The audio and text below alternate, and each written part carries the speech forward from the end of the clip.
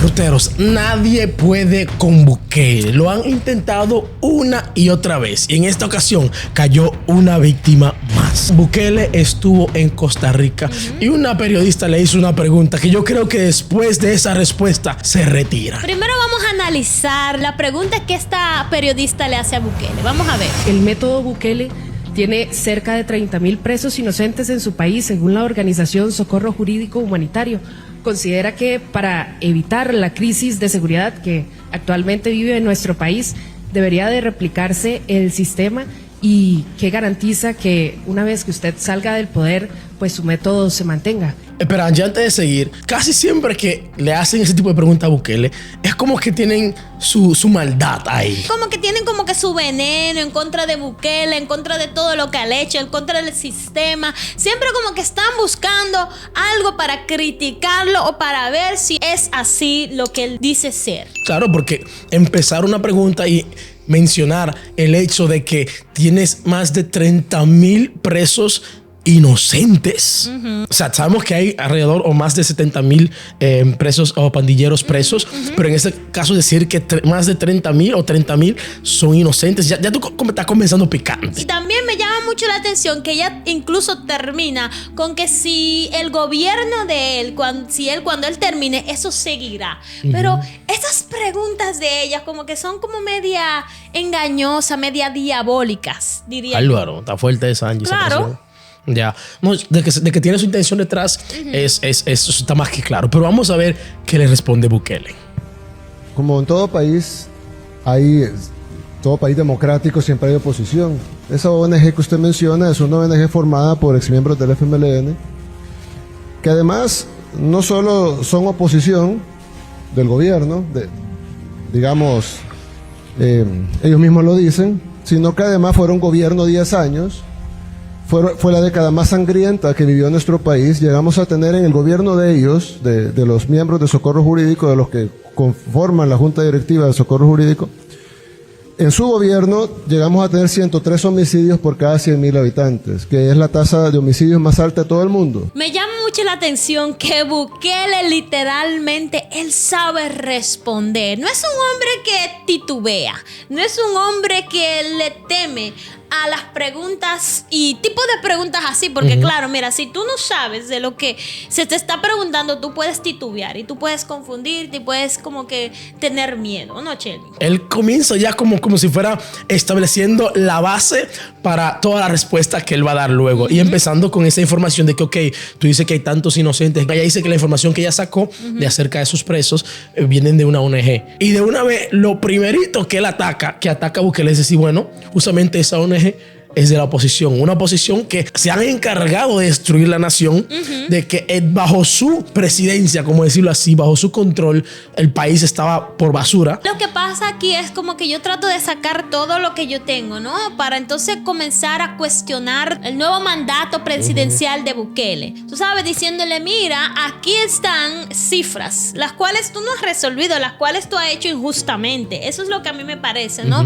Pero ella no sabe que hay un detrás de eso, que esas personas que están acusando a Bukele, que esas supuestamente son personas inocentes, en cualquier país, ¿verdad? Se hacen esas cosas así, tú sabes, en cualquier país hay personas inocentes que lamentablemente también están pasando por este tipo de proceso, pero no quiere decir que Bukele no lo sabe.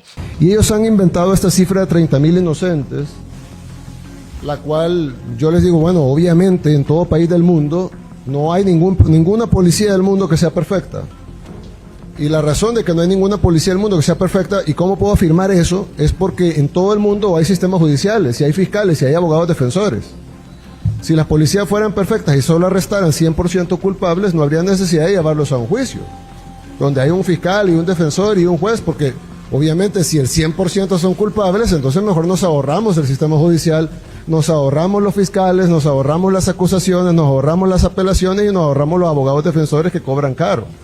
Y la Procuraduría, no tendría sentido que exista, porque pues todos son culpables.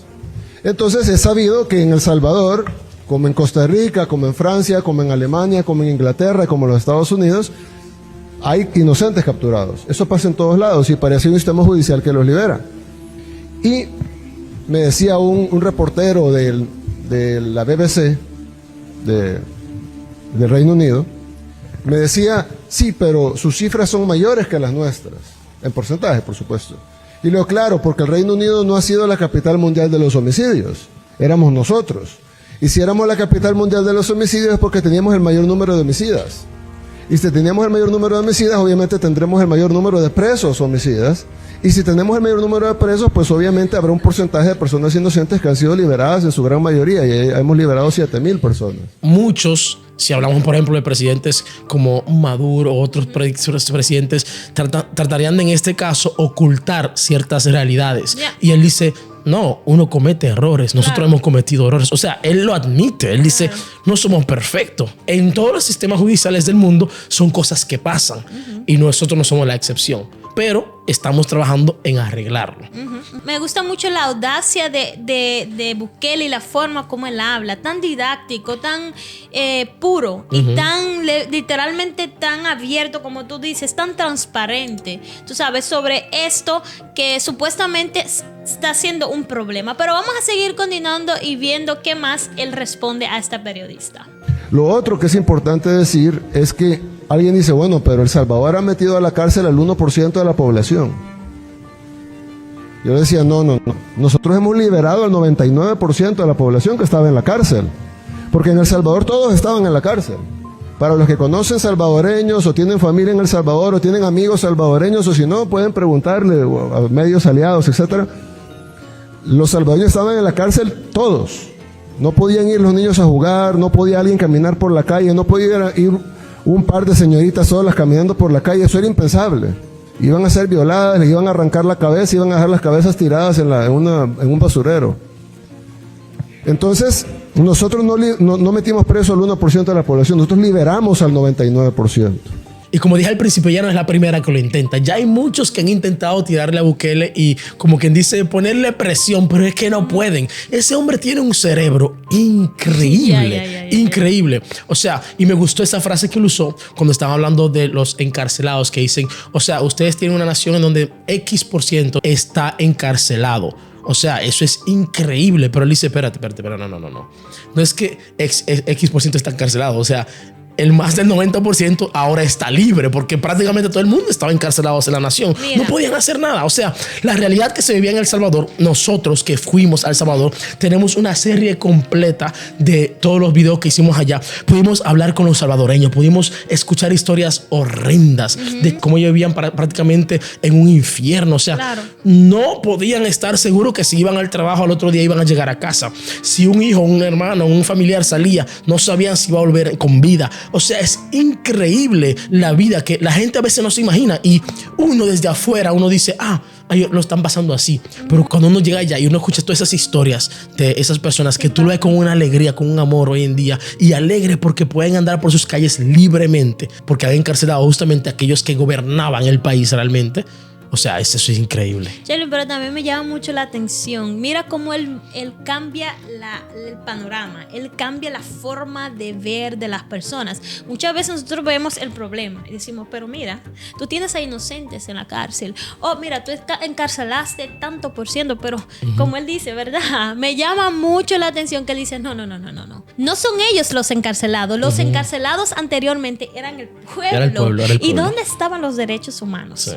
¿Dónde estaban los políticos? ¿Dónde estaban esa periodista ahora que está preguntando, y si tú ahorita que tu régimen no siga, ¿cómo vamos a hacer? Señorita, ¿dónde estabas tú para también criticar a los otros expolíticos? Dime, ¿dónde estabas tú? ¿Tú sabes lo que el pueblo salvadoreño ha pasado? Para tú venir con tipo de preguntas así, siendo que tú no sabes el trasfondo de los salvadoreños, tanto daño y caos que han traído esas personas que ahora se están encarceladas.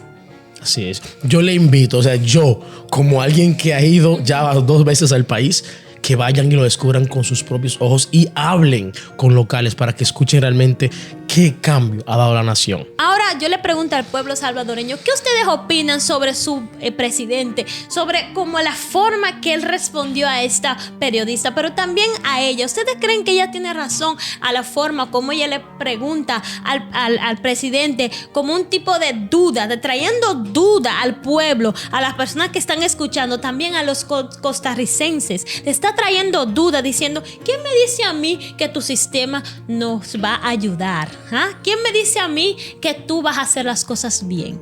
Pero ven acá, en ningún tiempo o siglo se ha visto un presidente como Bukele. No, o sea, es que ese hombre literalmente, él tiene respuesta para todo lo que viene en su contra. Pero no y creo que yo me sentiría orgullosísimo de ser un salvadoreño con un presidente como Bukele. Ya, y no solamente eso, uno tiene que sentirse honrado que un presidente así decida venir a tu país a ayudarte. Un presidente así decida de compartir la estrategia que ha pasado con el país, porque El Salvador era uno de los países más peligrosos del mundo y en ese entonces no se hablaba de El Salvador. En ese entonces no se quería ayudar a El Salvador. Entonces ahora que este presidente sacó a El Salvador de la nada. Ahora que vienen todas esas organizaciones, ahí viene Alemania, ahí viene fulano, mengano. Entonces uno se pregunta, uno dice, ¿pero qué es lo que tú quieres? ¿Tú quieres que el pueblo siga cautivo? ¿Tú quieres que los malos sean los que son los buenos y los buenos sean los malos? ¿Qué es lo que tú quieres? No es que tú no quieres una libertad para tu pueblo, que puedan salir y tener esa seguridad de que su presidente lo que dice lo hace. Eso ha sido para nosotros o para mí Bukele. Por eso es que yo lo levanto en alto, porque yo digo, lo que yo he visto y lo que hemos experimentado nosotros en carne propia es así. No es un cuento, no es una historia, es real. Y me encanta una reacción de él. En cada cosa él busca también el respaldo. Él habla con evidencias. Él habla con evidencia, exacto. Y él sabe de lo que está hablando. Y eso es lo que uno necesita. Un presidente que sepa identificar con el pueblo. Sí. Sepa asumir la responsabilidad y sepa ayudar de verdad al pueblo. Y que más un presidente así que decida, ¿sabes qué? Yo no voy a ayudar solamente a los salvadoreños, también voy a extender la mano a Costa Rica. Porque muchos presidentes hoy en día no quieren estar ayudando a otros países. No, que no es desde ahora. Que no es desde ahora. O sea, él trató de ayudar a Haití. Ahora con España, que tenía ese problema con todo de la Dana, España, ellos trataron de ayudar a España. Que de hecho, las ayudas que eran destinadas para España, ya que España no la quiso, dijo, ¿sabes qué? Se la damos a Costa Rica. O sea, es un presidente de otro nivel. Pero, o sea, para mí es la inteligencia que tiene este hombre, que él toma una pregunta y no es como que te da una respuesta corta, no. Él te explica con evidencias de principio a final. Exacto. Todo para que lo entiendas y para que no vuelvas a preguntar. Señores, coméntenos aquí sobre qué opinan ustedes sobre esta respuesta. Uy, que me encanta, de verdad, Bukele, tú me apasionas. Literalmente, un Bukele nosotros necesitamos en la República Dominicana. Literalmente necesitamos un hombre que sepa asumir su cargo y que sepa tomar la criminalidad como debe de ser. Yo diría, ve a El Salvador. Habla con los locales. Exacto. Experimenta tú mismo, tú misma, cualquier periodista que sea, cómo es en la vida ya, cómo han cambiado las cosas y después ven y haz tu pregunta. Y también, diría yo, no solamente indaga de la parte de acá, pero también indaga de la parte B. Exacto, que es algo que, para añadir un poquito más, que nosotros también hicimos cuando fuimos a El Salvador. O sea, es verdad, nosotros vimos lo de la seguridad, la libertad con la que uno puede caminar, pero también fuimos muy claros y quisimos también escuchar al pueblo cómo está la economía. O sea, algunos decían, no, la economía no está tan bien, tienen que mejorarlo, pero, o sea, el presidente necesita más tiempo.